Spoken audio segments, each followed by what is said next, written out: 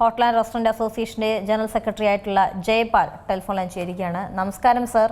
ഈ വലിയ ഇരുട്ടടി എന്താണ് സംഭവിക്കുന്നത് എന്നുള്ളതാണ് മനസ്സിലാവാത്തത്. കാരണം നമുക്കറിയുന്നത് പോലെ പശ്ചിമേഷ്യൻ സംഘർഷം ആരംഭിച്ച സമയം മുതൽ തന്നെ ഈ LPGയുടെ ഒരു ക്ഷാമമൊക്കെ നമ്മൾ കണ്ടതാണ്. പല ഹോട്ടലുകളും അടച്ചുപൂട്ടി, പല ഹോട്ടലുകളും വിറകടുപ്പിലേക്ക് മാറുന്നു. അങ്ങനെയൊക്കെ കടന്നു പോകുന്നതിൻ്റെ ഇടയിലാണ് ഇപ്പോൾ വലിയൊരു വില വർധന. ചെറിയ വിലയൊന്നുമല്ല, ഒരു 1000-നോട് അടുത്ത് തന്നെ വലിയ രീതിയിൽ തന്നെയുള്ളൊരു വില വർധനം. ഒരു 3000 കടന്നാണ് എല്ലാ ജില്ലകളിലെയും ഒരു LPGയുടെ ഒരു വില എന്നുള്ളതാണ് ഞാൻ മനസ്സിലാക്കുന്നത്. അത്രത്തോളം വലിയൊരു വില വർധന വരുമ്പോൾ എങ്ങനെയാണ് ഇതിനെ ഇനി നേരിടാൻ കഴിയുന്നത്? ഒരു സാഹചര്യം എന്താണ് ഈ ഹോട്ടൽ മേഖലയിലെ?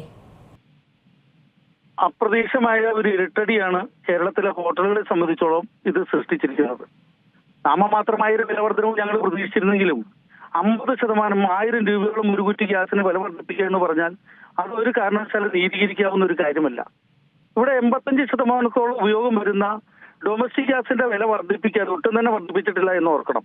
29-ാം തീയതി വരെ, ഈ തെരഞ്ഞെടുപ്പ് വരെ 1 രൂപ പോലും വർദ്ധിപ്പിക്കാതെ തെരഞ്ഞെടുപ്പ് കഴിഞ്ഞ ഉടൻ തന്നെ 1000-ഓളം രൂപ വില വർദ്ധിപ്പിച്ചത് ജനങ്ങൾക്ക് നേരെയുള്ള ഒരു വെല്ലുവിളിയായിട്ട് തന്നെ വേണം കാണാൻ. അതൊരു ജനദ്രോഹകരമായ നടപടിയായിട്ട് തന്നെ വേണം കാണാനത്. കാരണം നമുക്കറിയാം, സാധാരണക്കാരെ ആശ്രയിക്കുന്ന വിഭാഗമാണ് ഇവിടുത്തെ ഹോട്ടലുകാർ. വീടുകളിൽ മാത്രമല്ല ഭക്ഷണം ഉണ്ടാക്കുന്നത്, ഹോട്ടലുകളിലെ ഭക്ഷണവും സാധാരണക്കാരാണ് ഏറ്റവും കൂടുതൽ ഉപയോഗിക്കുന്നത്. അങ്ങനെയുള്ള ഹോട്ടലുകളിൽ അടക്കമുള്ള കൊമേഴ്സ്യൽ ഗ്യാസിന് 1000 രൂപയോളം വില വർദ്ധിപ്പിച്ചുകൊണ്ട് 85% വരുന്ന ഡൊമസ്റ്റിക് ഗ്യാസിന്റെ ബാധ്യതയും കൂടി അതിന് 1 രൂപ പോലും വർദ്ധിപ്പിച്ചിട്ടില്ല. അതിന്റെ വർധനവും കൂടി ഇവിടെയുള്ള വ്യാപാര മേഖലയുടെ, അതായത് ഭക്ഷണ വിതരണ മേഖലയുടെ കയ്യിൽ കെട്ടിവയ്ക്കാനുള്ള ശ്രമത്തെ ഞങ്ങൾ അതിശക്തമായിട്ട് അപലപിക്കുന്നു.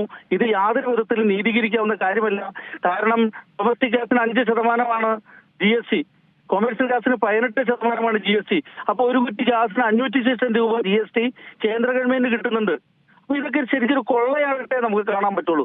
പശ്ചിമേഷ്യൻ യുദ്ധത്തിന്റെ പേരിലാണെങ്കിൽ എന്തുകൊണ്ട് പടിപടിയായിട്ട് വില വർദ്ധിപ്പിക്കാതെ ഒറ്റയടിക്ക് ഒരു ഇലക്ഷൻ തെരഞ്ഞെടുപ്പ് കഴിഞ്ഞ ഉടൻ തന്നെ ജനങ്ങളെ വിഡ്ഢിയാക്കിക്കൊണ്ട് 1000 രൂപയോളം ഇവിടുത്തെ ചെറുകിട ഭക്ഷണ വിതരണ മേഖലയിലേക്ക് അടിച്ചേൽപ്പിക്കുന്ന ആ ഒരു ജനദ്രോഹകരമായ നിലപാടിനോട് യാതൊരു വിധത്തിലും യോജിക്കാൻ സാധിക്കില്ല. അതിനെതിരെ ശക്തമായ പ്രതിഷേധം തന്നെ ഉണ്ടാകും. ഇതിന്റെ ഒരു അനന്തരഫലം കൂടി നമ്മൾ മനസ്സിലാക്കണം.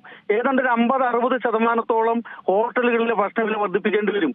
കാരണം വിൽമപ്പാലിന്റെ വില കൂട്ടുന്നു. ഇനിയിപ്പോ അടിക്കടി എല്ലാ സാധനങ്ങൾക്കും വില കൂട്ടിക്കൊണ്ടിരിക്കുകയാണ്. പലചരക്ക് സാധനങ്ങളുടെ വില കൂടി. ഞങ്ങൾ ചായക്ക് 1 രൂപയോ 2 രൂപ കൂട്ടുമ്പോൾ ഇവിടെ ശക്തമായിട്ട് പ്രതിഷേധിക്കുന്ന യുവജന സംഘടനകൾ ഇങ്ങനെയുള്ള കൊള്ളകൾ കണ്ടില്ല എന്ന് നടിക്കുന്നത് ഒരു വിധത്തിലും നമുക്ക് ന്യായീകരിക്കാൻ പറ്റില്ല. ശക്തമായിട്ട് തന്നെ ഞങ്ങൾ അതിനെ പ്രതിഷേധിക്കുന്നു. ഈ രീതിയിൽ പോയാൽ ഇവിടുത്തെ ചെറുകിട വ്യാപാര മേഖല, ഭക്ഷണ വിതരണ മേഖല നിന്നു പോകുന്ന ഒരു സാഹചര്യം ഉണ്ടാകും. ആയിരക്കണക്കിന് തൊഴിലാളികൾ പട്ടിണിയാവും. ഇതൊക്കെ ഗവൺമെന്റ് അടിയന്തരമായിട്ട് ശ്രദ്ധിച്ചുകൊണ്ട് ഇതിനൊരു അടിയന്തര പരിഹാരം കാണുമെന്നാണ് എനിക്ക് പറയാനുള്ളത്. അത് തന്നെയാണ് താങ്കൾ പറഞ്ഞതുപോലെ ഒരുപാട് ആളുകൾ ആശ്രയിക്കുന്നതാണ് ഹോട്ടൽ ഭക്ഷണങ്ങൾ.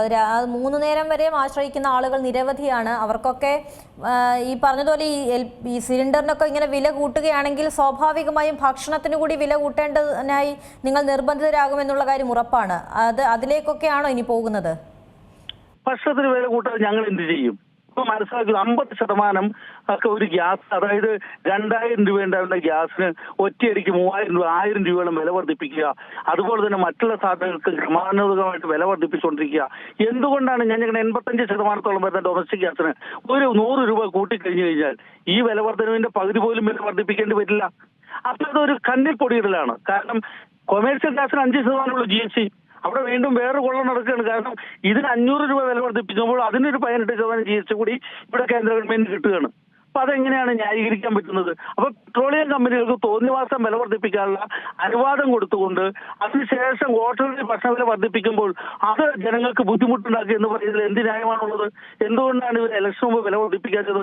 അതൊക്കെ വളരെ തെറ്റായ നടപടികളാണ്. ഒരു ജനാധിപത്യ സർക്കാരിന് ജനങ്ങളോട് വരെ പ്രതിബദ്ധത വേണം. ഇവിടുത്തെ സാധാരണക്കാരായ വ്യാപാരികളോട് പ്രതിബദ്ധത വേണം. ഈ വ്യാപാരികളുടെ GST ഒക്കെ മേടിച്ചെടുത്തിട്ടല്ലേ ഈ ഗവൺമെന്റ് അടക്കമുള്ള എല്ലാവർക്കും ശമ്പളം കൊടുക്കുന്നത്? അപ്പൊ ഈ വ്യാപാര മേഖല തകർന്നു പോയാൽ ഇവിടുത്തെ നമ്മുടെ രാജ്യം തന്നെ തകർന്നു പോകും. അതൊക്കെ മനസ്സിലാക്കണ്ടേ? ഇതിപ്പോ ശക്തമായി അപലപിക്കേണ്ട വിഷയമാണ്. ഹോട്ടലുകാർ മാത്രമൊന്നുമില്ല, ഇത് ശരിക്കും ജനദ്രോഹകരമാണ്. ജനങ്ങൾ മൊത്തം ഇതിനെ പ്രതികരിക്കേണ്ടതാണ്. വളരെ നന്ദി ശ്രീ ജയപാൽ പ്രതികരിച്ച. ഏറ്റവും പുതിയ വാർത്തകളും വിശേഷങ്ങളും വിരൽ തുമ്പിലറിയാൻ സീ മലയാളം ന്യൂസ് എല്ലാ ഡിജിറ്റൽ പ്ലാറ്റ്ഫോമുകളിലും ലഭ്യം.